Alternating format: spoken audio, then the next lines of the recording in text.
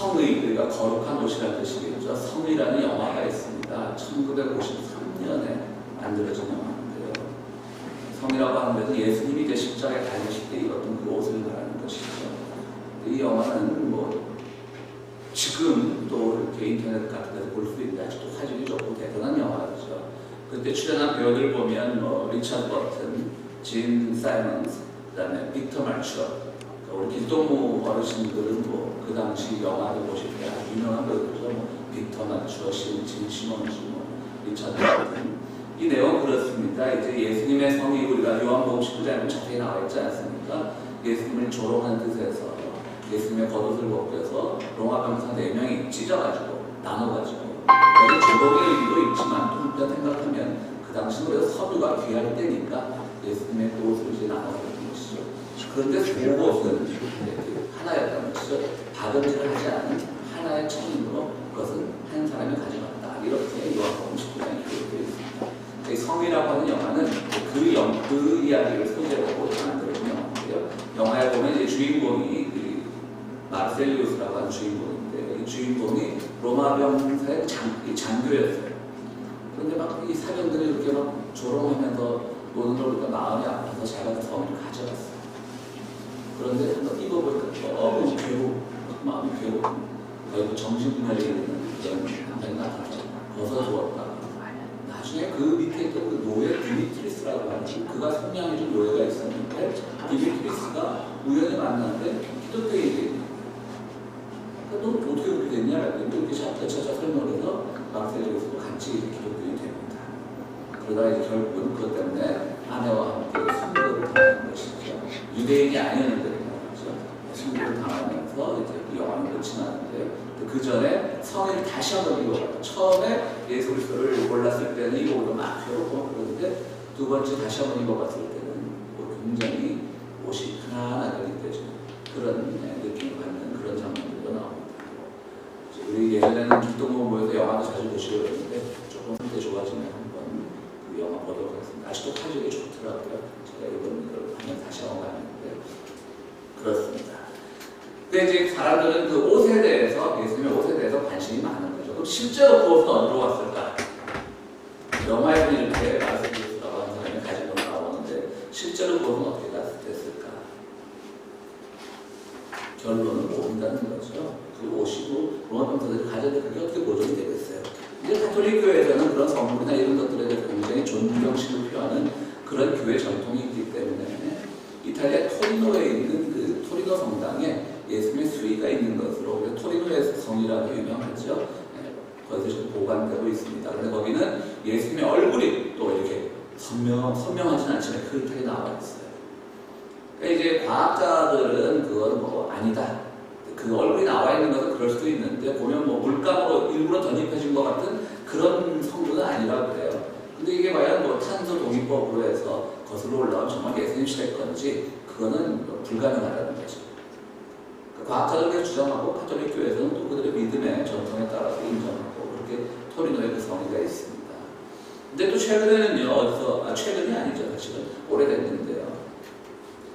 그 예수님의 속옷 하나 찢어지지 않고 가진 속옷이 또 한 16세기에 발견이 돼가지고요. 어디에 있냐면 그거는 독일의 트리어라고 하는 그 성당에 있습니다. 제가 오래전에 그 트리어 지역을 방문한 적이 있는데 굉장히 강이 흐르고 아주 아름다운 지역인데요.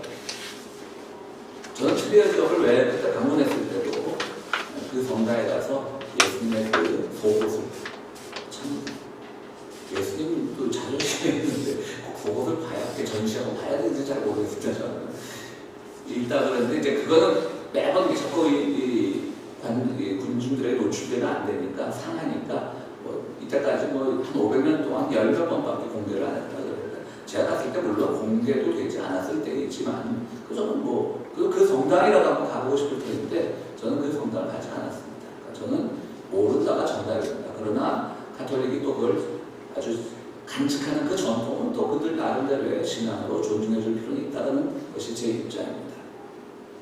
제가 트리어에서 왜 거기를 안 갔겠습니까? 그 성당을 말씀드렸듯이 그런데 관심이 없었고 실제로 트리어는 뭐로 유명한 동네냐면 칼 마르크스의 생가가 있는 동네로 유명합니다. 그러니까 이트리오 성당하고 칼마르크 생가하고는 뭐 한 1km도 안 떨어져 있어요. 그래서 저는 어딜 갔겠습니까, 제가. 제 성향상 칼마르크 생가만 다녀봤습니다. 그냥 옆 얘기를 하고요. 또 이제 남아있는 것은 아닌데 전설로만 남아있는 얘기인데, 베로니카라고 한 소녀가 예수님이 골고 나온 산으로 십자가를 지고 올라가실 때 땀을 흘리니까 자기가 손수건을 예수님께 닦아드리려고 줬어요, 땀을. 그랬더니 그 얼굴에도 또 그 손수건에도 예수님의 얼굴이 선명하게 새겨 나왔다는 건데, 그거는 전설로만 내려오고 있고, 그거는 오늘 어느 박물관에서 어느 성당에도 발견할 수가 없는 얘기입니다. 옷에 대한 얘기가 그런데요, 오늘 옷에 대한 예수님의 옷과 관계된 그 이야기입니다. 어떤 여인이 예수님의 옷자락을 붙잡았다고 하는 것이죠. 그럼 그때 예수님이 입고 있었던 옷은 무엇일까? 아마도 이것은 예수님이 십자가에 달리셨을 때 입었던 옷과 같은 옷이 아닐까, 저는 이렇게 생각을 봅니다. 예수님의 무리들이 일단 가난했고요. 또 그 당시 소비가 그렇게 넉넉할 때도 아니고요. 또 예수님이 제자들을 파송하시면서 너희는 절대 두 벌 옷을 가지고 가지 마라. 옷 두 벌 가지고 가지 말라고 말씀하셨잖아요. 그죠? 그러니까 예수님 스스로도 그 한 벌밖에 없었을 거예요. 그러니까 오늘 본문에서 나오는 어떤 혈루병 걸린 여인이 예수님의 옷자락에 손을 대고 나왔다라고 할 때 그 옷은 아마 십자가 위에서 찢겨졌던 그 옷이 아닐까 이렇게 추정을 해봅니다. 자, 혈루증을 앓는 여자가 있었습니다. 오늘 본문의 주인공이죠. 혈루증이라는 것은 가끔은 뭐 목사님들이나 이런 분들이 또 성서를 연구하는 분들이 현대화된 용어로 사용하려고 혈우병이라고 그렇게 설명하는 분들이 있는데요. 결론적으로 말하면 혈우병과 혈루증은 다른 병입니다. 가장 쉬운 예가 뭐냐면 혈우병은 참 신기하죠. 여성들에게는 나타나지 않는 병이라고 합니다. 그 혈우병은 한번 피가 나기 시작하면 멈추질 않잖아요. 그런 병이 있잖아요. 근데 여성은 안 나타난대요.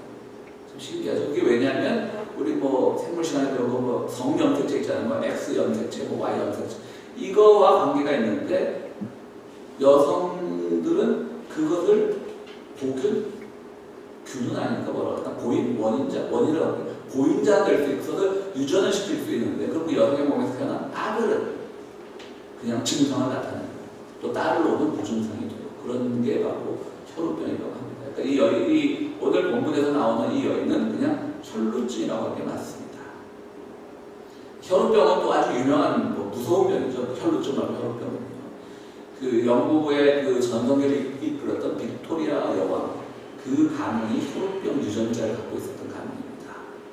근데 빅토리아 여왕의 손녀가 누구냐면 나중에 마지막 자리인 니콜라이 그 황제, 소련의 러시아의 마지막 황제였던 것이죠. 그래서 마지막 황제의 그 아내로 갔습니다. 마지막 황제 아내로 갔습니다. 그러니까 빅토리아 왕가의 그 손녀가. 그런데 그 사이에서 아들이 태어났어요. 알렉세이라고 하는. 근데 이 친구가 어릴 때부터 혈우병이 있었던 거예요. 그때 실제로 러시아 정교회의 뭐 신학교를 다녔거나 그런 흔적 기록도 없는 이상한 승려가, 그러니까 친구가 하나 나타났어요. 그 사람이 그 유명한 여러분 아시죠? 라스푸틴이라고 아주 유명한 아주 괴수입니다. 괴수. 그러니까 뭐 몽크라고 하죠. 몽크 우리말로 하면 승리하면 꼭 불교 냄새가 나는데 그건 아니고요. 수도승들도 승이라고 부르니까 괴승이라고 많이 부르죠. 요승이라고 부르고 요상한 승이라고. 라스푸틴 나타나서 혈병을 고쳐줬어요. 실제로 그 아이의 혈병을, 왕자의 혈병을. 그러니까 어떻게 되겠어요? 그 왕자 비, 그러니까 니콜라 2세 그 부인 아내 왕후는 얼마나 고맙겠어요. 자기 하나밖에 없는 아들이고, 게다가 그 유전병은 바로 자기로 인한 것이고 얼마나 죄책감이 있겠어요. 그러니까 모든 전권을 다 라스푸틴에게 맡겼던 것이죠. 결국 그것이 너무나 그 라스푸틴이 전횡을 휘두르니까 그것이 결국 러시아 혁명, 뭐 러시아 혁명의 계기가 많겠죠. 근데 볼셰비크 혁명의 계기가 다, 뭐 이것만이라고 할 수 없지만 그것도 직접적인 영향을 미쳤죠. 혈우병 이런 병 정말 무서운 병입니다. 세계사도 갖고 넣었습니다. 레닌이 볼셰비크 혁명을 일으켰고 그 다음에 혈우병을 치료받은 그 왕자를 포함해서 왕 니콜라 2세, 아내, 딸 셋 모두가 다 총살에 처해집니다. 그 왕자 어린 꼬맹이가 그때 12살인가 그랬는데, 그러니까 참 잘못된 믿음으로 인해서, 물론 아들의 병이 얼마나 치유가 갈급했겠습니까? 잘못된 병으로 인해서 그런 비극도 나타나고 심지어는 세계사까지 바꿔놓는 그런 일들도 생깁니다. 근데 오늘 병은 어쨌든 혈루병인데요. 제가 왜 혈루병과 혈우병이 다른 병이라고 얘기하면서 말씀드리면서 이렇게 길어졌냐면요. 이 여인도 사실은 굉장히 정말 큰 일을 한 거예요. 우리는 이 설교를 어떻게 늘 해왔습니까? 예수님의 옷자락을 잡았다. 그 여인이. 그리고 예수님 정말 뛰어난 능력을 가지십니다. 옷에 손만 대도 그냥 병이 나는 거예요. 우리 대부분 그렇게 설교를 들어왔죠. 아닙니다. 이게 굉장히 용감한 행동을 합니다. 혈루증이라는 건 요즘 말로 하면 혈루병은 아니고요. 요즘 말로 하면 일종의 하혈증입니다. 공동번역 성경에는 하혈증으로 나와 있습니다. 그러니까 생리불순인 겁니다. 그런데 유대교 율법에 따르면 생리적인 여성은 불결한 여성이에요. 부정한 여성이에요. 그래서 생리가 끝나고 8일째 되는 날에 제사장에 가서 제물까지 바쳐야 돼요. 비둘기, 집비둘기 수만. 근데 이 여인은 그게 주기적으로 정식으로 찾아온 것이 아니라 늘 시도 때도 없이 그러니까 얼마나 평생을 그냥 불결하게 살아온 거예요. 불결한 것이 아니라 불결하게 취급받아온 거예요. 아무 죄도 없이. 그냥 즐거워요. 얼마나 마음에 괴로움이 많았겠어요. 근데 여인이 몇 년을 알았다고요? 12년을 알았다고 했어요. 그러니까 이 말을 어떻게 보면 정말 초경을 시작하고 12년 동안 뭐 여인의 나이가 많지 않을 수도 있으니까요. 그렇게 될 수도 이해할 수도 있고 뭐 뒤늦게 그런 병이 들었을 수도 있고요. 근데 12년은요 사실은 여기서 그 여인이 12년을 알았을 수도 있고 더 알았을 수도 있는데 상징적인 은유적인 숫자입니다. 바로 12지파를 의미합니다. 오늘 우리가 교도문도 읽은 사무엘상 말씀에 보면 사울의 눈밖에 났죠. 사무엘의 눈밖에 사울왕이 났지 않아서 사무엘이 사울을 떠나갑니다. 사무엘 마음에는 이미 다음 왕으로 다윗 왕을 정지해 놓은 거죠. 그러니까 사울이 가다가 무서우니까 가는 사무엘을 잡고 옷을 잡아 끌어서 옷이 찢어지죠. 그러니까 사무엘이 사울을 돌아보면서 뭐라고 얘기합니까? 오늘 교도문의 내용입니다. 임금님에게서는 이 이스라엘 다시 살릴 희망이 없습니다. 이 나라는 갈기갈기 찢겨질 것입니다. 라고 사무엘이 예언을 하죠.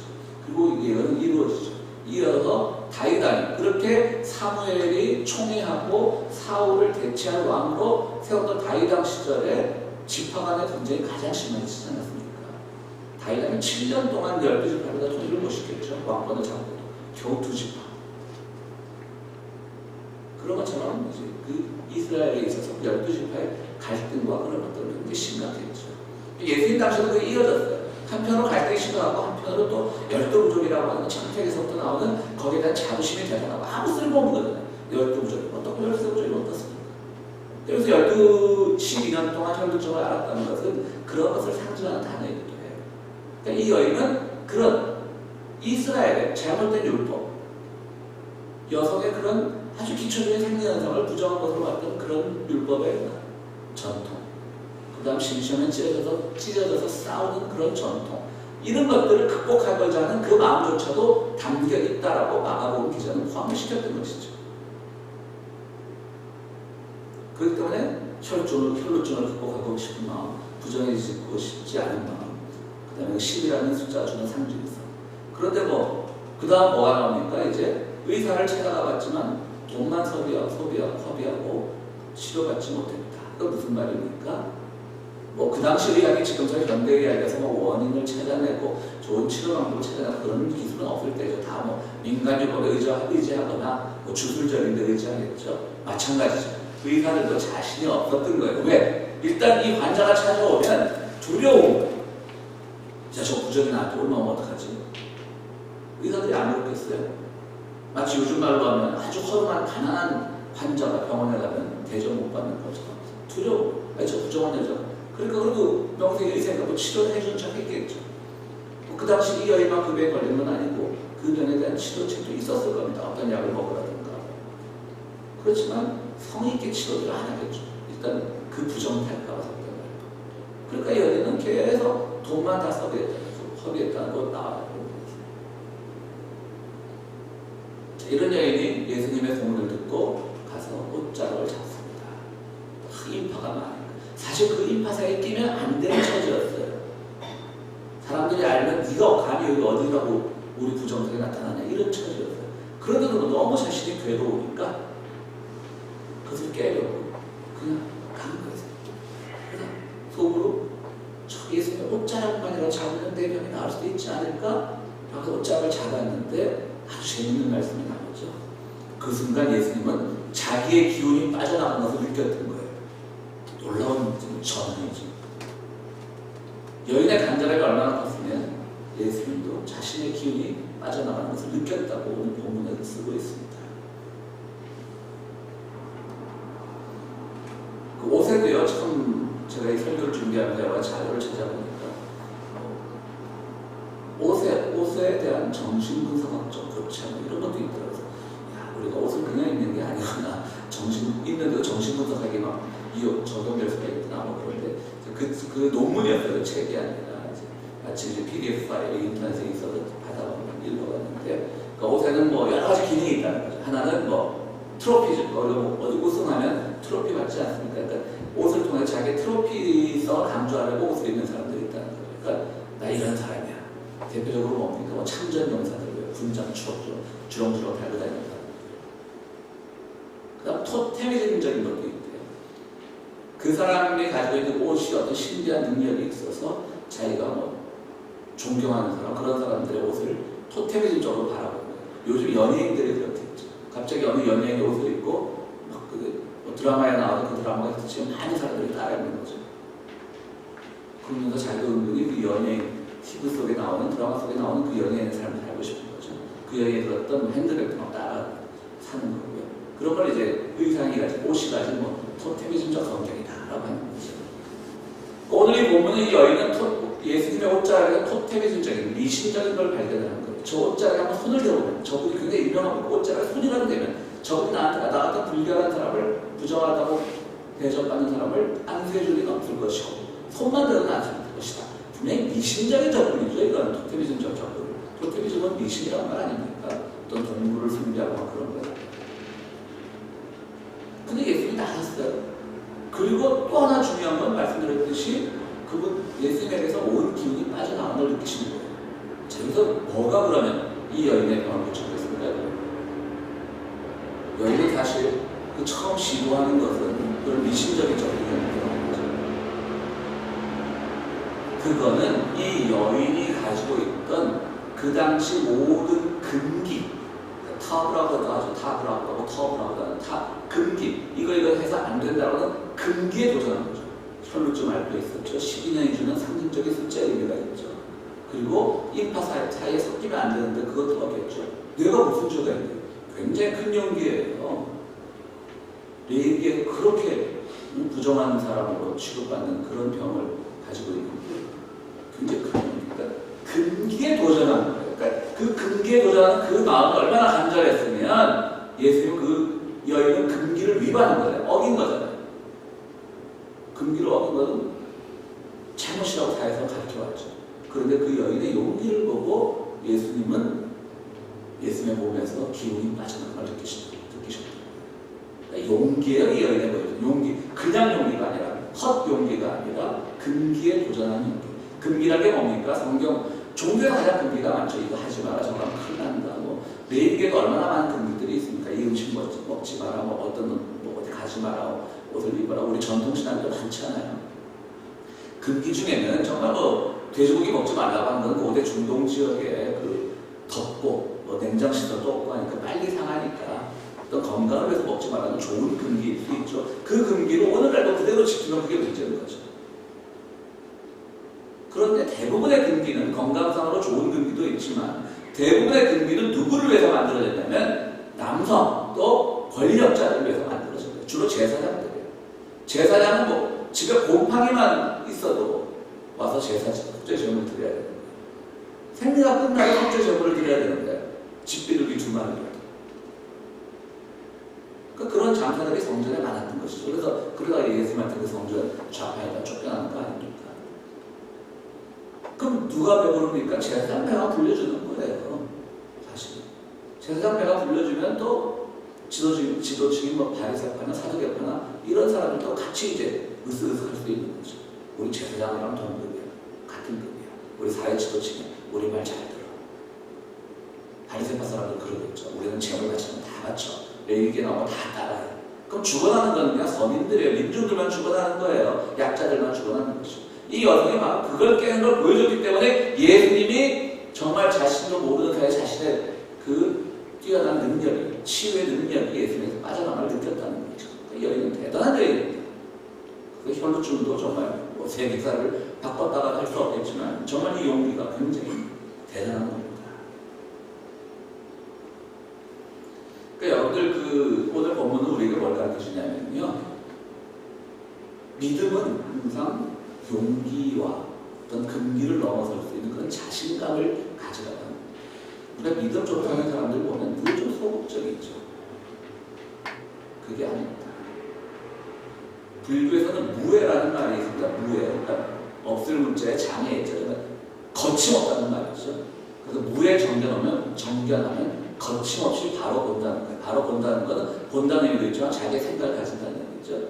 그것이 8정도라고 하는 불교의 수행 방법 중에 가장 첫 번째 방법이 무해 정견입니다. 그러니까 거침없이 대상을 바라보라고 하는 거죠. 어떤 금기나 어떤 자기들에게 이익이 되는 그런 입장에 서지 말고 거침없이 바라보라는 거죠. 불교에서 첫 번째 단계인데 우리 기독교인들은 구원받았다고 뭐 이렇게 걸리는 거, 이런 죄 짓는 거 아닌가, 이거 잘못되는 거 아닌가, 뭐 11조 안 되면 암 걸리는 거 아닌가, 그런 설교도 하는 목사들이 있잖아요.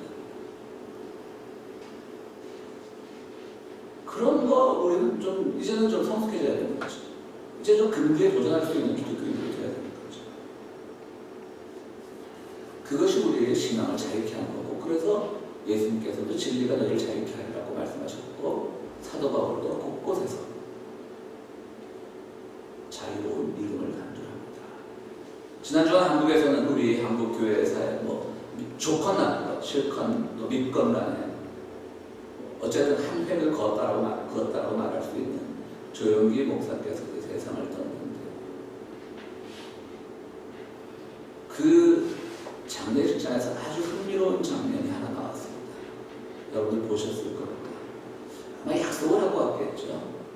그리고 저는 지금 유력한 대권 후보로 거론되는 그 사람 캠프와도 연결이 이미 사전에 조율이 됐다고 생각합니다.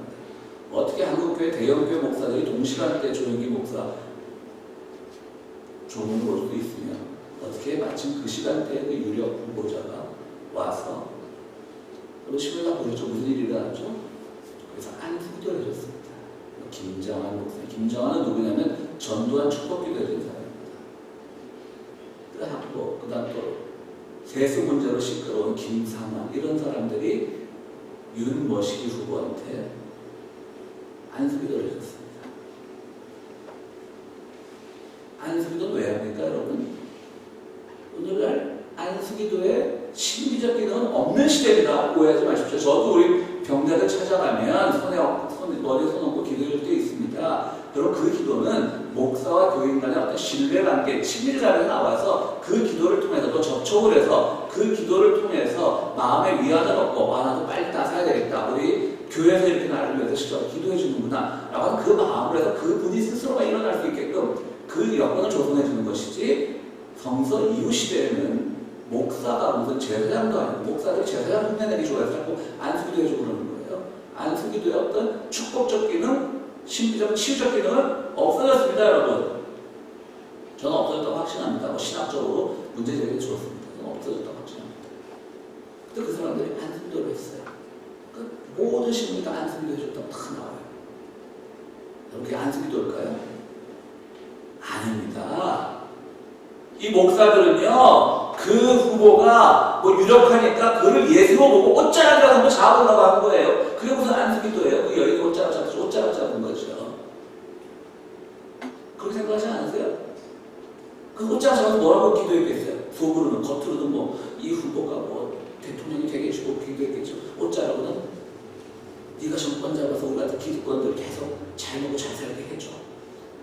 괜히 어줍지 않은 민중들이 우리 목 달라고 그렇게 임금 올려달라고 해서 우리 교회 나오는 그 부자들 힘들지 않게 해줘. 이런 마음을 갖고 우리 새로운 메시아여 옷자락이라도 한번 잡읍시다. 옷자락을 잡은 거예요. 그게 무슨 안승도입니까? 그들에게 그 사람은 예수였어요, 그 후보는. 그런데 아무런 효능이 없어요. 왜냐하면 금기라는 것은 기존에 있는 것을 깨는 게 금기입니다. 근데 그들은 유지하려고 예수의 옷자락으로 손을 댄 겁니다. 여기서 예수는 다운표였습니다. 그 사람이 예수라는 게 아니라 그들이 믿는 예수, 오해하지 마십시오. 이 잘못 오해되는 거. 김기대 목사가 뭐 설교 시간에 유남별 예수라고 칭했다. 따옴표 예수입니다, 여러분. 그들이 예수에게 간 거예요. 옷장에 손을 대본 거예요. 그 어떤 금기를 깨지 못했어요. 이 여인, 내가 발꿈치도 못 따라가는 인간들이에요. 여인은 얼마나 큰 금기를 깼습니까? 여성으로서의 금기. 이스라엘 전체 역사에서 저는 어떤 지파의 금기를 다 깼던 사람. 근데 이들은 깨기는커녕 그 예수에게 가서 다시 살려줘. 우리 계속 천하는 좋고 누이 좋고 매우 좋고처럼 누이 좋고 매우 좋고처럼 우리 앞으로 계속 이제 우리 서로 손 맞춰가면서 우리 기득권의 세상 만들어보자. 이렇게 해주십시오라고 옷자락에서 보내는 거예요. 되겠습니까? 안 되죠. 안수도 아닐 뿐더러 안수라고 해도 안수의 효능이 없는 시대고 지금은 옷자락에 손을 댔는데 옷자락에 손을 대고 예수님으로부터 치유받는 건 금기를 깼기 때문에 금기를 위반했기 때문에 오히려 그 금기를 고착화시켜달라고 하는 그런 마음으로 옷자락에 손을 댔으니 그게 들려질 리가 있으니까 그 결과는 저는 모르겠습니다. 나중에 우리 모두 천국에 가면 분명히 그분들은 못 만날 거라고 생각합니다. 믿으시죠? 이럴 때 아멘 하셔야 되는데 예, 그렇습니다. 오늘 조금 말씀이 길어졌는데요. 제가 드리고 싶은 말씀은 그겁니다. 용기를 가지고 도전하는 게 우리 믿음의 본질입니다. 도전하라 그러면 시험, 취업, 개혁 기독교인들은 이런 걸로만 도전을 받아야 되죠. 그게 아닙니다. 자기 내부에 도전하는 겁니다. 내가 이때에 잘못 알아왔던 건 있으면 한번 깨보는 거예요. 우리 주님이 사랑해 주니까 내가 계속 조금 실수하더라도 잘못해서 그러시겠어요. 한번 깨보는 거예요. 권력 없이도 권력을 받지 않아도 살 수 있다고 깨보는 거예요. 내가 소박한데도 얼마든지 행복할 수 있다고 깨보는 거예요. 그게 바로 그 위에 도전하는 거고요. 그게 바로 예수님의 옷자락에 손을 댄 여인이 나섰던 비결인 거예요. 거기서 예수님은 정말 옷자락만 잡아도 나설 수 있다는 것은 그야말로 의상이 가진 옷이 가진 토테미즘적 성격을 설교라고 미신적인 내용 설교라고 하는 것이나 다름없습니다. 여러분 이 여인의 용기, 금기에 도전하는 이 여인의 용기가 여러분들이 내적인 용기를 쌓는 데 큰 가르침이 되기를 간절히 바랍니다. 함께 기도하시겠습니다.